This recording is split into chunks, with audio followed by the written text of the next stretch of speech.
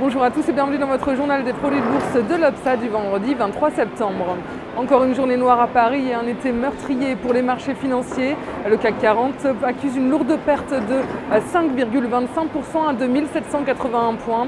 Depuis 2 mois, l'indice parisien a reculé de près de 28%. Et côté valeur, aucun rescapé au sein du CAC. La baisse est généralisée sur les bourses européennes qui anticipent un dépôt de paiement de la Grèce. Les valeurs financières plongent littéralement.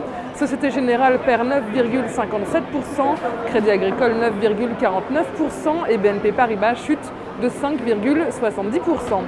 Le pétrolier Total, première pondération du CAC, perd près de 6% à la suite d'une 3e séance de baisse d'affilée du cours du pétrole. Les craintes sur la santé économique de l'économie mondiale sont bien réelles et grandissantes. Wall Street en fait les frais. Les marchés américains terminent sur une séance catastrophique, moins 3,51% à 10 734 points pour le Dow Jones. Du rouge vif également pour le Nasdaq qui lâche 3,25% à 2456 points. L'opération Twist lancée par la Fed mercredi soir a peu de chances d'apporter, selon les opérateurs boursiers, le coup de fouet nécessaire à l'économie américaine qui pourrait tomber en récession. Autre élément significatif de la santé morose de l'économie américaine, le groupe de messagerie FedEx, qui génère le plus important trafic aérien de marchandises au monde, a revu ses prévisions annuelles à la baisse. Les indicateurs macroéconomiques ne sont pas optimistes non plus, avec notamment les inscriptions au chômage qui n'ont pas autant reculé que prévu. Sur le marché des changes, l'euro baisse à 1,3457 $. Côté matières premières, le pétrole chute de 4,83 $ à 81 $. Sur le marché des dérivés, les volumes sont en hausse à 37,2 millions d'euros, échangés dans une séance en fort repli.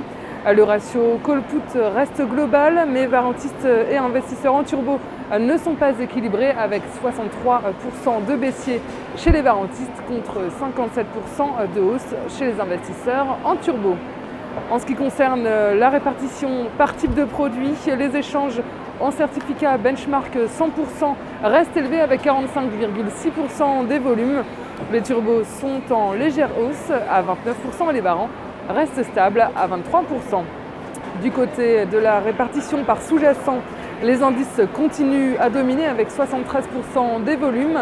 Les matières premières restent élevées à 17% et les actions se replient légèrement à 12%. Dans la top 10, on retrouve en tête le CAC 40 à 31%, tout de suite suivi par les matières premières, l'or donc à 7,8%, l'argent à 4% et le pétrole à 2%. A noter aussi la montée du blé à 0,7%. On retrouve également les indices américains S&P 500 et Nasdaq 100. Côté action, les secteurs les plus échangés, ce sont encore l'agroalimentaire avec Danone et les financières avec BNP Paribas. La valeur du jour, c'est aujourd'hui le groupe énergétique EDF.